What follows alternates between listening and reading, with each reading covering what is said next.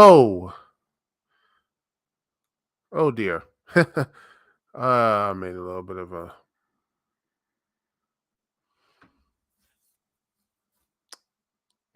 mistake here. Thought I played the music, but I didn't. Oh, it's a lot of dead air. uh, anyway, hello, ladies and gentlemen, boys and girls, children of all ages. Me, Duke CT. How are you doing? Hope everything is going well. Everything is feeling good. And now let's talk a little bit about Ring of Honor. We're going to be doing a little bit of that tonight. And hopefully you will sit back and enjoy. Hmm. Sit back and let me talk about the Duke CT Lounge. Thank you so much again for joining me on this Thursday evening. And again, I am happy that you are here always. And let's get into the Ring of Honor show and let's talk a bit about it. As we had a really good, very fun, pure rules match. As you had the King of Sneaky Style, um, you see, Rocky Romero taking on Tiger Style Lee Moriarty. These two had a good chemistry with each other. Action was on point, very fun. A little short. I wish there was a little bit longer, and I do wish it could go a little bit longer. And if it did go a little bit longer, I believe you would probably had a. I think you would probably see some I think it would have been a really good, I think it could have been a great match. Hopefully this will push um Lee Moriarty, into the firm, push him into the into the pure championship, because I think he could be a really good pure champion and build that up as well. I can't wait to see that, and looks to be really a very positive thing going down. And I like that. Next up, you had had, I believe, the ROH Proving Ground match on Ring of Honor Women's Championship, as Athena takes on I think it was Angelina Risk, and it was a really a decent back and forth, a real decent back and forth. That's honest you can ask for. I think Risk looked good. Athena looked just dominant as usual. She is probably the best women's champion right now. She has been taking out everybody, and now her ire is now going to be against Sky Blue, and she might beat her Black and Blue after she's gonna be called Black and Blue after Athena gets done with her. Ha! I mean, funny, but anyway, I think that is going to be a really fun. Uh, I think it's gonna be a real fun match. And let's see. I think that's gonna be good. It was a decent though kind of squash match. Next up, you had, let's see. Let's see who was I think the 10-man tag. You had, which just so many people. The Kingdom and the Varsity Athletes versus Stu Grayson, Action Andretti, Darius Martin, and Best Friends. And man, this was fun. Good little 10-man tag. They pushing. Best Friends have never been the ROH champions. So I think they will be in the contendership for the Ring of Honor tab belts. So is the Kingdom, and Varsity Athletes always around, and Stu Grayson's looking good, and you got um, Andretti and Darius Martin. I hope Dante gets well soon, hopefully. And honestly, it was a fun match. And then of course you got the Righteous. They want Stu to join them, and honestly, I don't want Stu to join them. The Dark Order has been losing too many people as it is. I don't want them to lose. I don't want to lose them. I want the Dark Order to actually have a good run, be it in Ring of Honor or AEW. Give them something to cheer. Give me something to actually be nice for them. That'd be nice.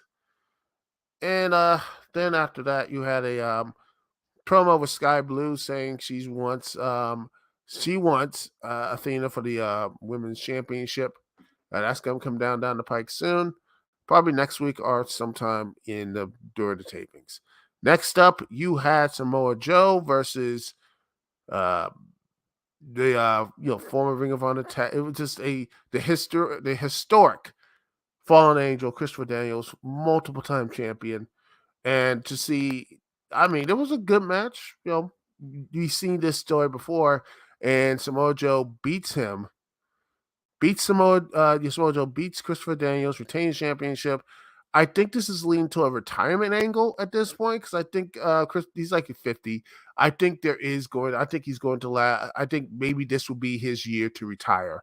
Daniels retiring would act and go to a more backstage role. I would not be surprised if that was going to be the case, in my personal opinion. Anyway, let's go into the next match up. Preston Vance versus Richard Adonis squash match. Vance looks decent. Uh, yeah, he picks up the victory.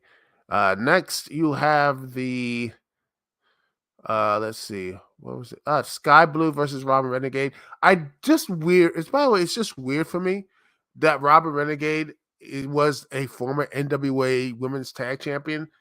Her and her sister. And I'm like, wow, NWA really are doing some good stuff. I think this could be a really good tag team for them. And they dropped it a day later, and a couple days later. And then another team picked it up. And I'm like, it felt like no one talks about it anymore. Like, did this not happen? I mean, come on. What are you all doing here? What are we doing here? Ugh, I just don't like that type of you know title switching and such. I mean, you're talking about hot potato winning the title. I mean, unless it's like the 24/7 championship, a championship should not, and I'll repeat this, should not be, hot potato, not just like multiple weeks, much less on one show. You know, but that's just my personal opinion. Then we get to our Ring of Honor World title match, as you have Claudio Castagnoli versus Robbie Eagles, and this was really surprising. I like the fact that Robbie Eagles was targeting the leg of Claudio, really living up to that sniper thing, picking up like, okay, he pinpoints a body part and just hits it. And honestly, I thought he was going to win at some points. And also, I got shout out to Capri saying he should be the next people up. Brian Cage, Samoa Joe. There's a lot of people wanting that championship. I think that I don't know who's going to get that shot, but who knows? I think Robbie Eagles is going to be Robbie Eagles once. I think I wouldn't be surprised if he stays there. I think it'll be really nice to see Robbie Eagles get a good run in Ring of Honor. I think that'd be really nice. I think it'll be really fun. Then we get to Brian Cage versus Brock Anderson. Anderson looked decent in here, but in the end, Cage came in and just laid him out. And Cage continues to look strong. And after all that, I believe we get to Willow Nightingale versus Stephanie Lancer. Decent match. And then we get to a decent match overall. Nothing special. Willow wins. And then we get to our main event as Commander takes on Helico. That was a high flying thing, and just a continuous, just continuing to showcase Commander's just great high flying, great type of just the connect, just the way he manages the ropes. Great stuff overall. I really enjoyed it. Enjoyed it. Anyway,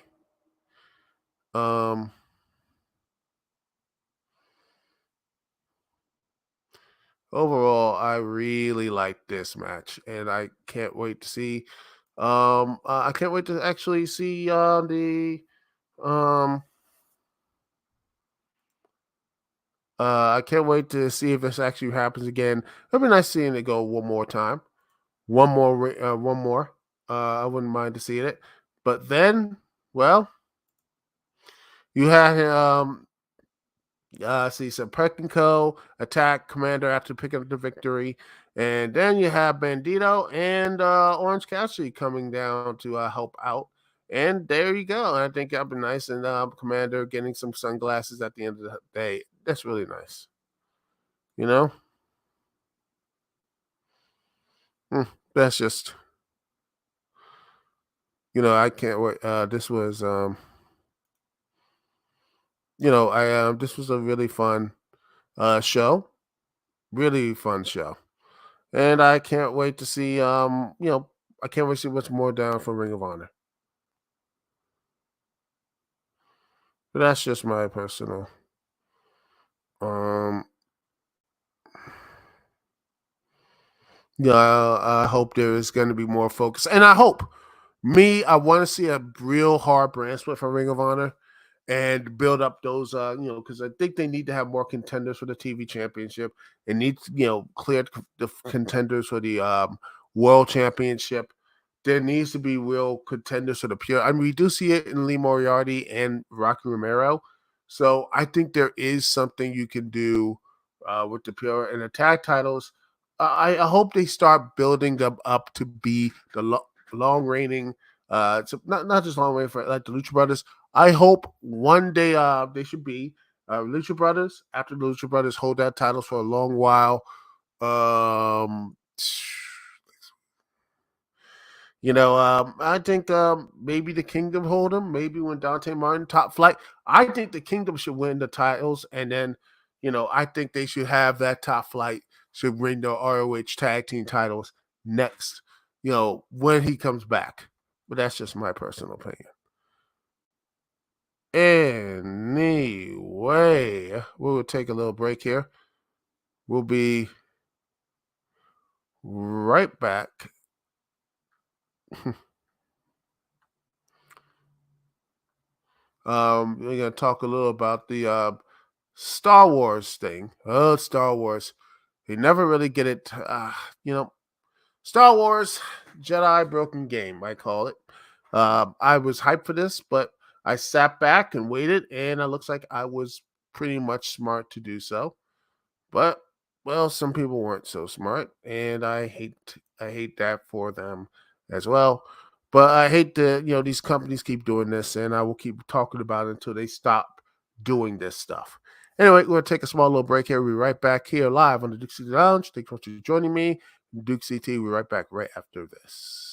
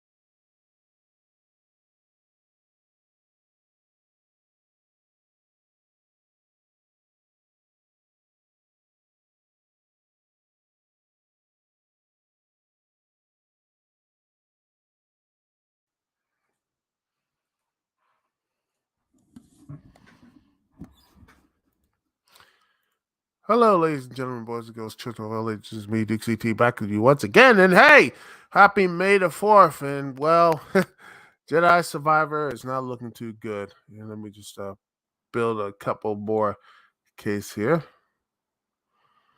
All right.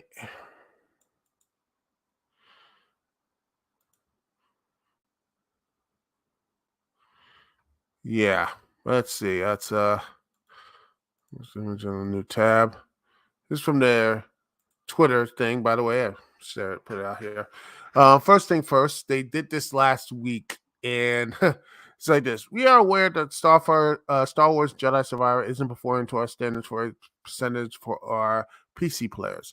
In particular, those with high-end machines and certain specific configurations. For example, players using cutting-edge multi-threaded chipsets designed for Windows 11 were encountering problems on Windows 10, or high-end GPUs coupled with lower performing CPUs and saw unexpected frame loss. Rest assured, we are working to address these cases quickly. While there is no single comprehensive solution for PC performance, the team has been working on these fixes we believe will improve performance across the spectrum of configurations. We are committed to fixing these issues as soon as possible, but each patch requires significant testing to ensure we don't induce new problems. Thanks for understanding and apologies for any of our players experiencing these issues. We will continue to monitor performance across all platforms and share update timing as soon as it is available. Just as a reason why Electronic Arts did basically lose that license. you know?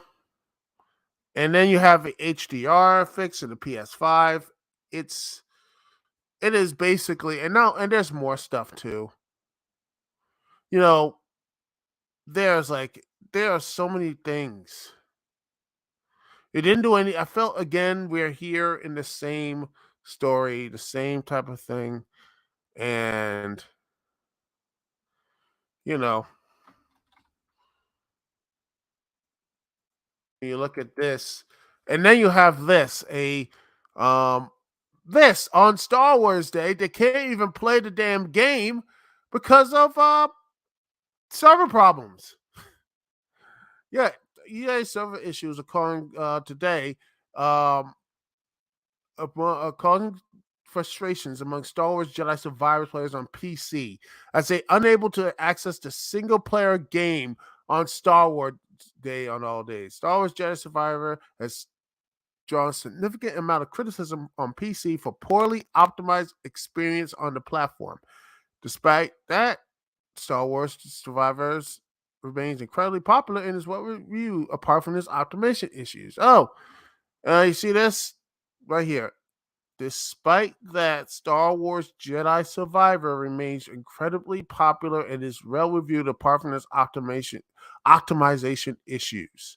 You see right there? You see right there? This is the problem. If you basically like, oh, take that bugs and everything out. No, don't take the bugs out. Out of the review and like, oh, the opinion. No, this is the problem of the game. You can have all the great story, all the stuff that could be, and until it's optimized, then why don't they not release it, or B, if it's not optimized, then here it is. That's the score. I would say if I was had the PC version and it's that crappy optimized, I'm like, you know what? If it's that bad, why should I, what is this? You know? Hmm.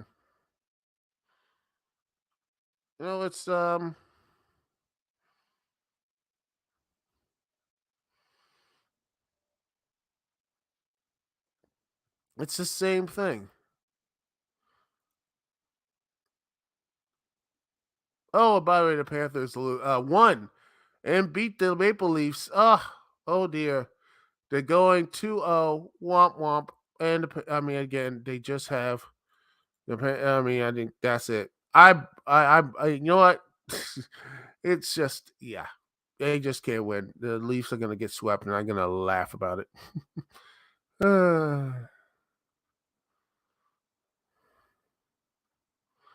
But yeah, um,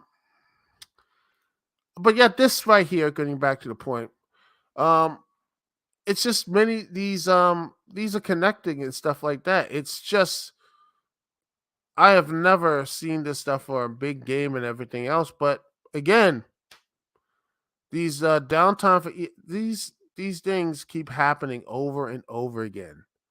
It is a single player game, and yet it is still being affected by the EA servers. And this is a problem. All this is like, you don't have physical copies anymore. You will own nothing and you will like it. It's digital stuff. And it's all connected to the cloud. And that cloud, if that cloud has a little bit of rain, guess what? You're screwed, buddy. There's no recourse.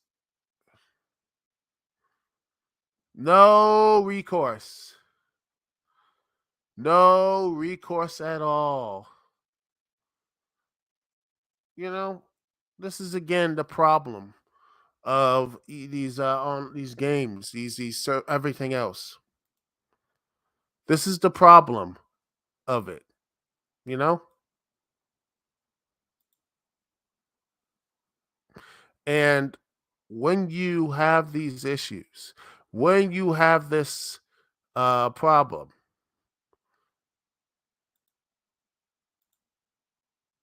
when you have this issue,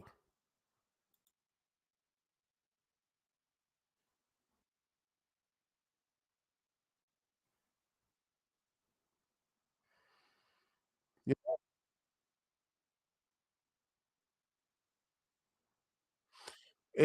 it's just going to get worse and worse. And this right here is the problem of modern, like I said, modern gaming, modern stuff overall.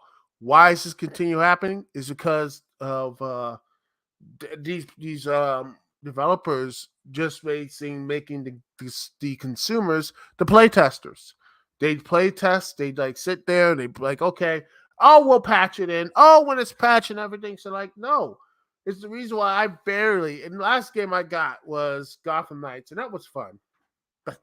But heck, it had some issues. And I still enjoy it. But that was the only thing I bought on launch.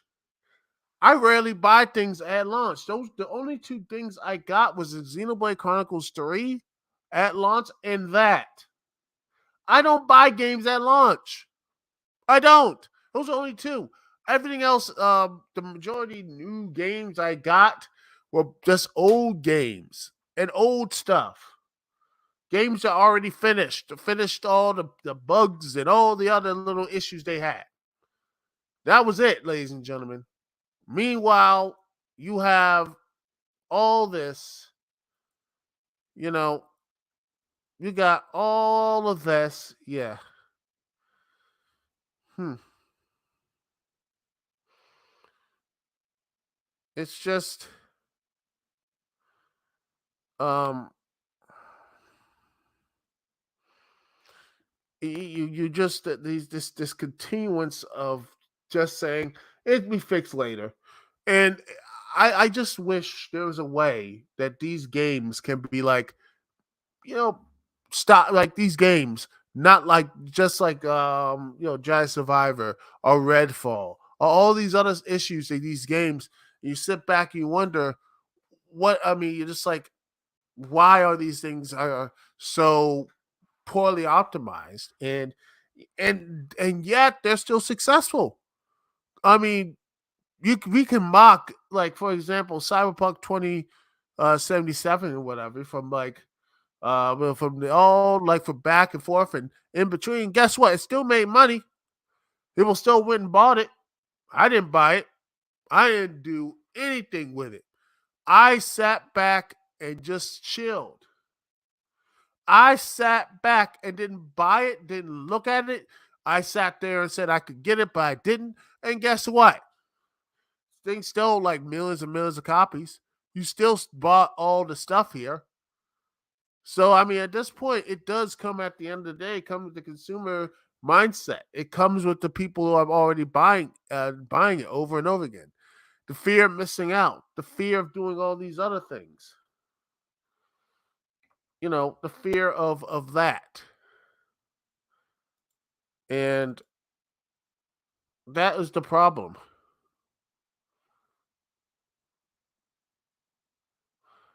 And that is the problem of hmm,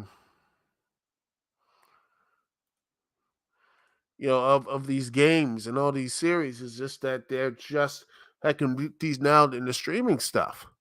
Is that nothing is we're just like, oh, we just edit and post. We could do all these other things. Nothing is ever finished. Sit there and finished. It's just like when the time like five, heck, by the end of this year, I might get Survivor when it's on sale, when all the issues are cleaned out and people will say it's great now. That will probably be the best time to get it.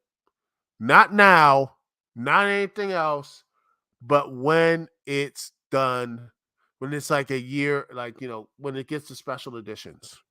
Until that happens, man, it's just there's no real point to getting these games. There's no real point of buying them. There's no real point of actually buying and playing these games. Just sit back and wait for the Game of the Year edition. Or just, there's other ways to get it, but I ain't going to say that. But, let's be real. There's other ways you can get these games. But that's just my personal opinion. Anyway, I'm going to take that's how I thought about that. Anyway, let's go into a nice little break here. And we're going to go back talk to AEW. We're going to talk about that and no positivity about that as well. We'll be right back right after this here, live on the Dukect Lounge. Thank you so much for watching me and listening and all that good stuff. We'll be right back right after this.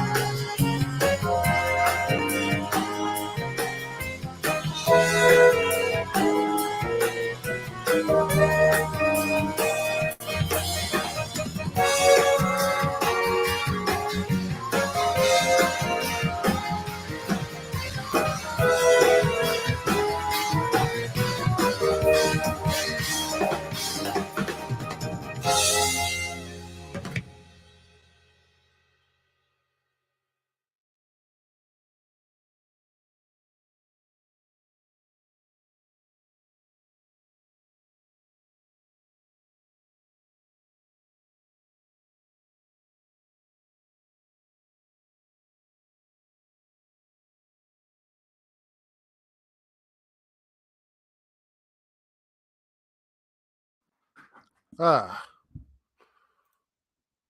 and we are back, ladies and gentlemen, boys and girls, children of all ages. It is me, Dukect T, back with you once again. And man, oh man.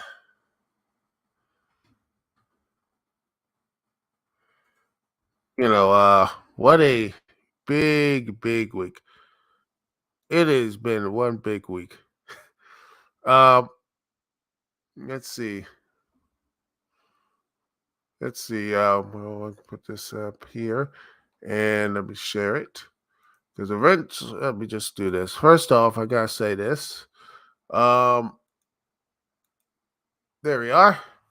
The amazement of this, I was gonna say it was gonna be 4,000 tickets, but it's just this earlier this afternoon, Tony Khan made the announcement on his Twitter that over 50,000 tickets were sold with the pre-sale for All In. Holy crap! What a show! And the car has been announced. It's the same thing. Reminded me of what's going on, like in the Forbidden Door in Canada. That stuff is already gone. GONE, gone. And it's just crazy to see that as a 50K seat. It's amazing. And then you got nine. And I think this is something amazing. And I am so surprised and happy for AEW to getting to this point. And it is something that a lot of people didn't think something. I thought it was going to be something like this. But then you get like Tony Khan. Oh, man. And then you get this. Couple days ago, because Tony went on Twitter, which Lord knows he does on time. I mean, he does. Let me just put this right here, share the tab right there. And it was just like, hey, right here on Wrestling Inc. It's like when you said it was like one more than 35,000 tickets for an event. It was a great day for Tony Khan and AEW, reaching the first day of pre-sales for AEW's All-In event at Wembley Stadium.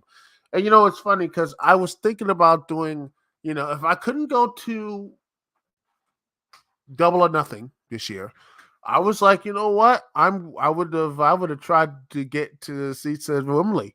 Heck, I might try to do it now if I can scrape a bunch of pennies together to do it. Yeah, gosh, 7-hour flight though. That's the problem. It's 7 hours flying.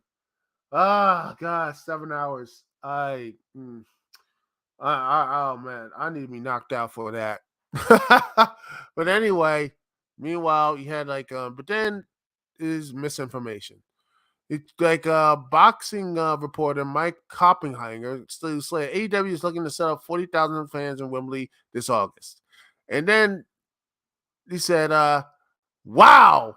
He went out and said, choke lies. What a little crap. Tell your agent Nick Khan to shovel up his ass. Oh, some of his ass. And he is fiery. And I had my thoughts about this. I was like, wow, Tony, man, getting a little up there. And I was like, sometimes you need to be quiet, but sometimes you need to go out there. It's good for the entertainment value for me. I mean, we could all sit back and talk about it. And he went out one more time saying, since you carry the credentials of a credible reporter, plus represent the worldwide leader, I'm just curious, who was your source for this? And how can a reporter representing ESPN tweet something that about a legit news story that's so blatantly wrong and is easily verified as a falsehood? Khan asked. Woo! Woo, man, they all came out of that joint. Yep. It looks like he was, and it was Tony Khan goes hard. And I know some people just ignore these people, but I just probably want to say that too. But then again, you don't want misinformation running around, especially on Twitter. This lovable, horrible app, you know, you know, it's just Um, yeah, this sort of yeah, it's crazy. And how it's just people have this a lot, people will, the lie gets around the world before the truth gets his pants on. So yeah. And by the way, I think even Star Wars Shop just tweeted here. It says there is a chance that AEW All In beats WCW, ECW's, and TNA's paid attendance records combined. Holy crap! That is wow for a company that was like, again, the WE guy on Twitter. He made one tweet to Dave Meltzer saying, "Can the Cody and the Young Bucks sell out a 10,000 seat stadium?" Didn't happen, and bam, here we are. Holy crap! And now All In, AEW All In, is looking like it might actually do all that, to actually go all in on Wembley, all in, and not only succeed but overestimate and such. I thought 50 grand would be the like, hey, that is awesome. But now they're pushing to the point that it could get to that point of a sellout. In fact, I might that is to me amazing. And I mean, heck, I'm thinking about maybe I could go and do a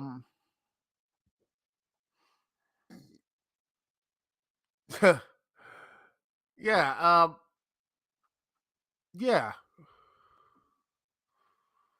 It's just weird how this is.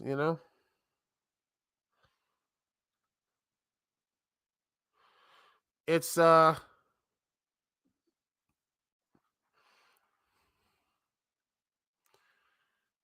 you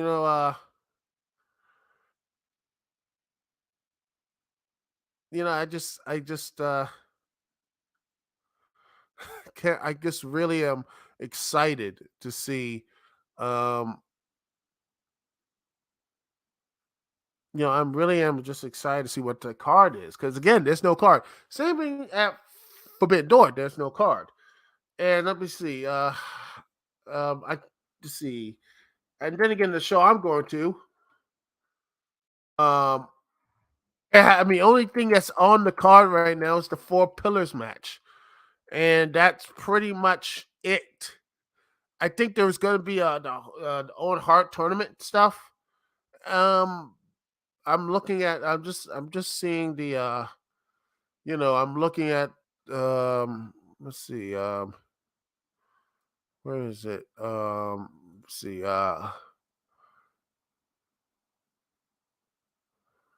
looking at it, Double or Nothing. I'm just looking at just see if there's actually anything on the